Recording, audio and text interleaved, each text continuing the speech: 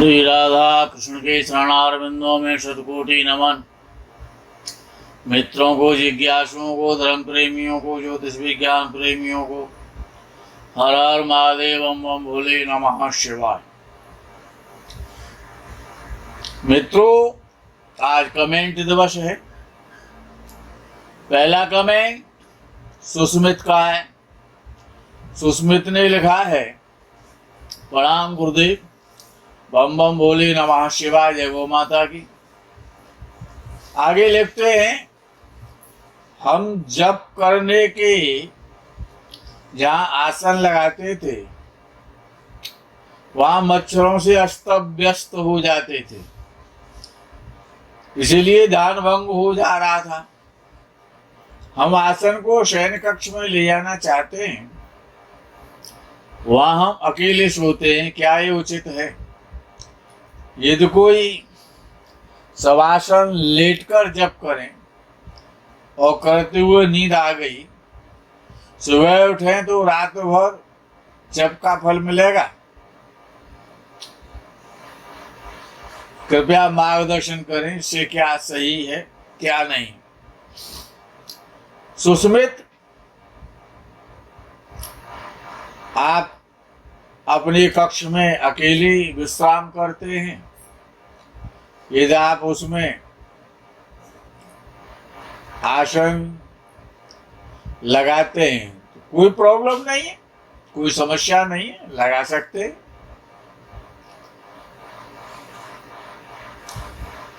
और आपने कहा है कि शवासन में लेटकर जप करें और करते हुए नींद आ जाए, तो सुबह उठें तो रात भर जप का फल मिलेगा।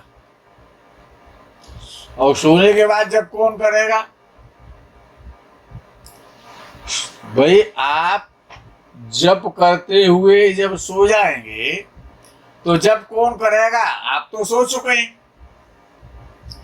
वो सोता हुआ व्यक्ति तो कुछ भी नहीं करता, वो तो मृत के समान होता है, मृतक के समान होता है। जगने पर ही तो उसमें चेतना जागृत होती है। और जब तक मन चेतन नहीं होगा, तन चेतन नहीं होगा, तब तक जप कैसे होगा? तो मन जब तक सुप्तावस्था में, शयनावस्था में नहीं जाता है, तब तक आप सो कैसे सकते हैं? और उपांशु जप जो होता है वो मन के द्वारा होता है, मानसिक जप। और जब आप सो जाएंगे तो आपका मन जप नहीं करेगा, वो तो जाने कहाँ कहाँ घूमने चला जाता है। कभी जंगल में घूमता है, कभी नदियों के किनारे घूमता है, कभी बॉम्बे चला जाता है, तो कभी कलकत्ता चला जाता है, कभी दोस्तों के साथ मौज मस्ती कर रहा होता है।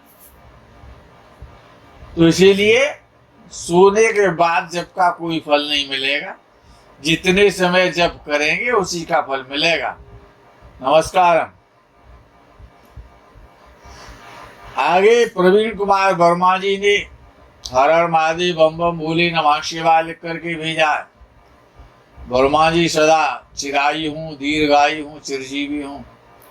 आगे पंकज सिंह ने लिखा है, चरण में नमन बंधन।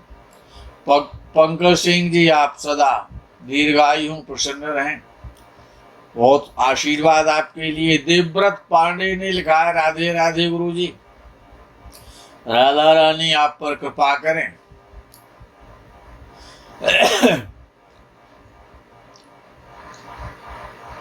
कौशल्या ठाकुर ने लिखा है, इट्स ट्रू गुरु जी, आपने कुंभ राशि समुद्र को भी पी जाती है, 14 रत्नों का स्वामी बनाती है। इस वीडियो को देख करके आपने कमेंट लिखा है, ठाकुर जी आप सदा प्रसन्न रहें, नमस्कार। आगे अंकुर वर्मा ने लिखा है, आयु आपके YouTube चैनल में मंगल की दृष्टि शनि के ऊपर, और जब शनि की दृष्टि मंगल के ऊपर पड़ती है तो उसका क्या प्रभाव जातक के जीवन पर पड़ता है, इस तरीके का कोई वीडियो अभी तक अपलोड नहीं किया गया है। अर्थात ये योग आपकी कुंडली में है, आप इसको जानना चाहते, सीधी सीधे आपको कह देना चाहिए था। आप उसका वीडियो बनवाना चाहते हैं तो आप अपना आपकी जिज्ञासा को हम शांत कर देंगे, लेकिन अपना जन्म विवरण व्हाट्सएप पे भेजें और इसी क्वेश्चन को भेज दें तो हम आपको शनि मंगल की दृष्टि का परिणाम बता देंगे। नमस्कार। आगे वर्मा जी ने फिर लिखा है, मकर लग्न की कुंडली में अगर शनि स्वयं लग्न में विराजमान हो तो शनिदेव के द्वारा बनने वाला षष्ठ महापुरुष का युग निर्माण होता है। ठीक है आपकी बात। और छठे भाव में मंगल और केतु की युति, मंगल केतु की युति छठवें भाव में हो गई। मिथुन राशि का मंगल हो गया और केतु हो गया। तो मंगल की दृष्टि शनि पर पड़ने की वजह से क्या राजनीति में जाना आसान हो जाता है? अब आसान कैसे हो जाएगा? मंगल केंद्र का स्वामी है और केंद्र का स्वामी छठवें भाव में सुख स्थान का स्वामी बैठा है, वो मिथुन राशि में बैठा है। मिथुन राशि का मंगल तो नीचा विलासी होता है, मिथुन राशि का मंगल नीचा विलासी होता है और उसकी दृष्टि लगन पर होगी। और लगन में आपकी शनि की राशि है मकर राशि, उसमें शनि बैठा है, मंगल केतु की शत्रुता है। तो ये योग तो राजनीति का नहीं बनता। नमस्कार। आगे ट्रेवल ऑफ वर्ल्ड वालों ने लिखा है, शर्मा ही नहीं miss Akhilesh date of birth time of birth भेजा है, प्रश्न कोई भेजा नहीं है। तो आप अपना प्रश्न भेजिए निःशुल्क कुंडली कार्यक्रम में, आपको इसका आंसर मिल जाएगा। नमस्कार। आगे का जो कमेंट है वो चितरंजन सारंगी का है। उन्होंने लिखा है, किसका शनि वृषभ राशि में तो है, किसी का शनि, परंतु चौथे भाव में वो तो आपका विचार क्या रहेगा, वो जो आपका विचार है वही हमारा विचार है। वृषभ राशि का शनि चतुर्थ भाव में जब वहां बैठेगा, किसमें बैठेगा? वृषभ राशि में चतुर्थ भाव में। तो लगन कौन सा होगा? कुंभ लगन होगा और कुंभ लगन का स्वामी हो गया चतुर्थ। लग्नेश चतुर्थ भाव में बैठेगा और वृषभ राशि में बैठेगा, अच्छा फल देगा, बढ़िया फल देगा। अच्छा है, वृषभ राशि का शनि चतुर्थ भाव में लग्नेश केंद्र में बैठा हुआ, अच्छा फल देगा, लेकिन व्यय बहुत कराएगा, घर से दूर रखेगा। व्यय बहुत कराएगा, घर से दूर रखेगा, कुछ पृथकता पैदा कर देगा, क्यों साथ साथ वो द्वादशीश भी बनेगा। इसीलिए शनि की महादशा में सुख कम हो जाएंगे, चिंताएं बढ़ जाएंगी, टेंशन बढ़ जाएगा। प्रॉपर्टी तो दे देगा। नमस्कार।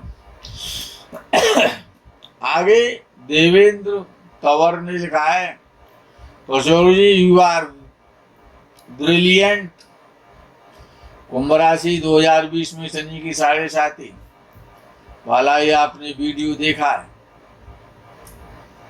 देवेंद्र सिंह जी आप प्रसन्न हो, दीर्घायु हो, चिरायु हो, इसी प्रकार से ब्रिलियंट लिखते रहें और स्वयं आप ब्रिलियंट बने रहें, ये हमारी आपसे अपेक्षा है। नमस्कार। आगे अहीर अल्पेश ने लिखा है, शनि दोष के बारे में बताएं। अब शनि का कौन सा दोष है वो तो आप बताएं, तभी तो हम शनि दोष के बारे में कुछ कहें। और शनि तो अनेक प्रकार से दूषित हो सकता है। तो ये कुछ कमेंट हमारी कम समझ में आया है, अपने कमेंट को बढ़िया प्रकार से लिखें, हम आपको उसका आंसर देंगे। नमस्कार। मुकेश जैन ने लिखा है, ग्रहों के बारे में तो उत्तम और उपयुक्त जानकारी, धन्यवाद। जैन साहब, आपको बहुत बहुत बधाई। आप प्रसन्न रहें, इसी प्रकार से कमेंट भेजते रहे। नमस्कार। निगापा पुजारी ने लिखा है, नाइस। गजकेसरी राजयोग वाला जो रहस्य से संबंधित वीडियो है वो आपने देखा है पुजारी जी, नमस्कार। आगे नीलेश गुप्ता ने लिखा है, गुरुजी क्या चंद्र का शुक्र और गुरु के साथ होना भी गजकेसरी योग होगा? हमने ऐसा तो नहीं कहा था, हमने तो इसका विरोध किया था। हमने कहा था कि चंद्र से, हमने ये नहीं कहा है अपने वीडियो में कि चंद्र के साथ शुक्र बैठा हो, गुरु बैठा हो तो गजकेसरी योग बनेगा। हमने ये कहा था अगर चंद्र पर गुरु और शुक्र की दृष्टि होगी, गुरु बुध की दृष्टि होगी, शुक्र गुरु की दृष्टि होगी, तो निश्चित रूप से गजकेसरी योग बनता है। क्या चंद्र का शुक्र गुरु के साथ होना, ये हमने नहीं कहा है। ये तो आपकी अपनी निजी कल्पना है, निजी सोच है। हो सकता है आपकी कुंडली में ऐसा कुछ हो, लेकिन इससे गजकेसरी योग नहीं बनेगा। लेकिन चंद्र अच्छा हो जाएगा, ये तो है। दो शुभ ग्रहों के साथ ये चंद्र बैठा है तो, लेकिन चंद्र अच्छा होना चाहिए, शुक्ल पक्ष का होना चाहिए, वो भी आपको ध्यान रखना चाहिए। नमस्कार।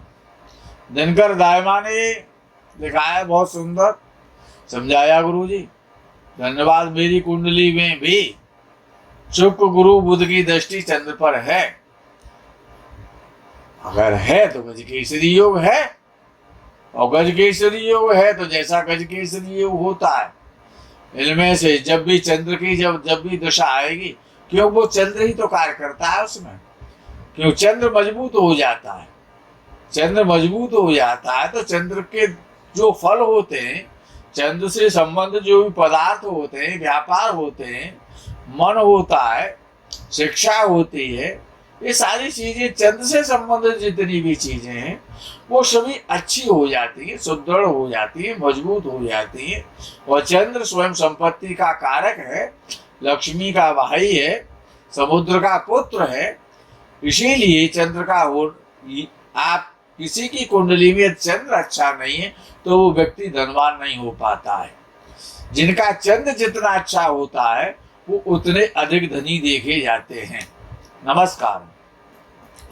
आगे उषा यादव ने कमेंट लिखा है, प्रणाम गुरुदेव, आप ज्ञान के भंडार हैं, हम ठहरे नौसिखिए। हम गुरु पर कमेंट करने के लायक नहीं है, क्योंकि शिष्य का ये धर्म नहीं कि गुरु को ज्ञान सिखाए या कमियां बताए। आपको बहुत बहुत धन्यवाद गुरुदेव।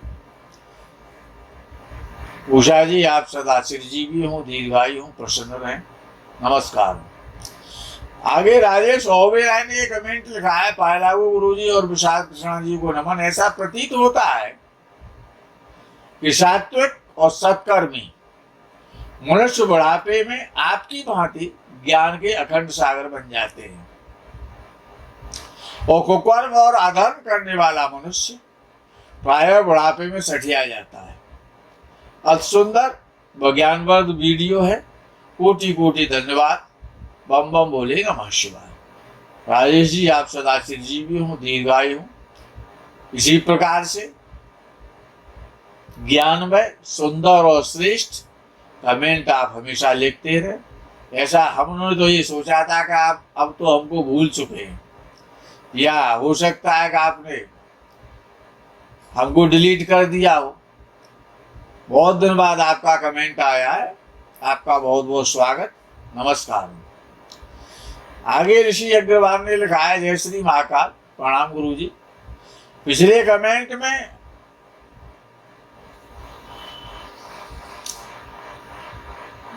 अस्पष्ट जानकारी के लिए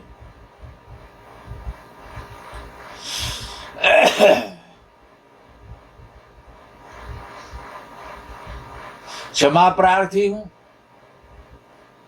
मेरा प्रश्न ये था कि मेरी कुंडली कुंभ लगन की है, इसीलिए लग्नेश एवं द्वादशेश दोनों शनिदेव हैं ही हैं, एवं वो वक्री होकर और उच्च होकर नवम भाव में बैठे हैं। तो क्या इस अवस्था में मेरी कुंडली में पर्वत योग का विचार किया जा सकता है? कृपया मार्गदर्शन प्रदान करें। हमने जो गजकेसरी योग के विषय में जो बताया था, वो ये बताया था, आप इस प्रकार से समझ लें। हमने ये कहा था कि लग्नेश और द्वादशेश, लगन का स्वामी और द्वादश भाव का स्वामी, ये जो स्वामी है दोनों भावों के, ये एक दूसरे से केंद्र में हो। हमने ये नहीं कहा है कि अगर एक ही राशि दोनों की है और वो अगर एक ही, तो अब वो ग्रह तो एक ही होगा ना। जो लगन का स्वामी बनेगा वही द्वादश का बनेगा। और वो पहली बात तो ये है कि वो लगन से नवम भाव में बैठा है आपका। कौन? शनि बैठा है। अच्छा, शनि बैठा है तो वो तुला राशि का है। बिल्कुल आपका कथन ठीक है। देखिए, वो द्वादशेश कौन है?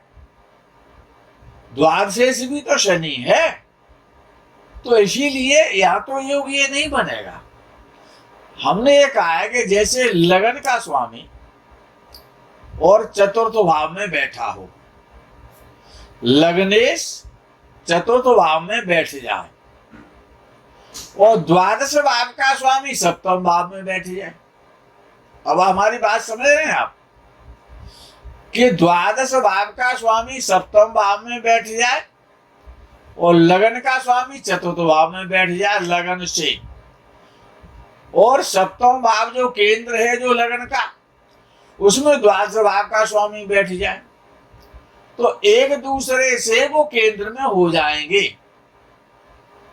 एक दूसरे से वो केंद्र में हो जाएंगे। जैसे किसी का मेष लगन है तो मंगल चतुर्थ में बैठ जाए तो नीच का तो हो गया, और बृहस्पति सप्तम भाव में बैठ जाए। एक दूसरे को कोई नहीं देखेंगे तब भी पर्वत नाम का योग बनेगा। क्यों? एक दूसरे से केंद्र में बैठने की बात कही है ना हमने, और हम तो वही कहेंगे जो शास्त्र की जो मर्यादा होगी, जो ऋषियों ने कहा हुआ है। तो इसीलिए कुंभ लगन में ऐसा नहीं हो पा रहा है, क्योंकि पहले लगने से ही भाग्य स्थान में बैठा, और दूसरा तो कोई ग्रह नहीं है ना आपके पास। हमने कहा है कि दोनों के स्वामी एक दूसरे से केंद्र में बैठ जाए, और कहीं पर वे बैठे लेकिन एक दूसरे से केंद्र में ही हो, तो पर्वत नाम का योग बन जाता है। नमस्कार। आगे मुकेश जैन ने लिखा है, होनहार दुर्वान के होत चीक निपात, ये कहावत सही कही आपने पचौरी जी, यानी पूत के पांव पारनामी नजर आते हैं। आपने वो वीडियो देखा होगा कि पैर देखने से पता हो जाता है कि अमीर रहेगा कि गरीब बनेगा। अच्छा कमेंट है आपका और बड़ा ज्ञानवर्धक है, आपने उसको और ज्यादा स्पष्ट किया है, हमको बड़ी प्रसन्नता हुई। आप जैसे बुद्धिमान और सुयोग्य व्यक्तियों से मिलकर के अच्छा लगता है। इसी प्रकार से आप कमेंट भेजते रहें। नमस्कार। हर हर महादेव, बम बम भोले, नमः शिवाय, जय गौ माता।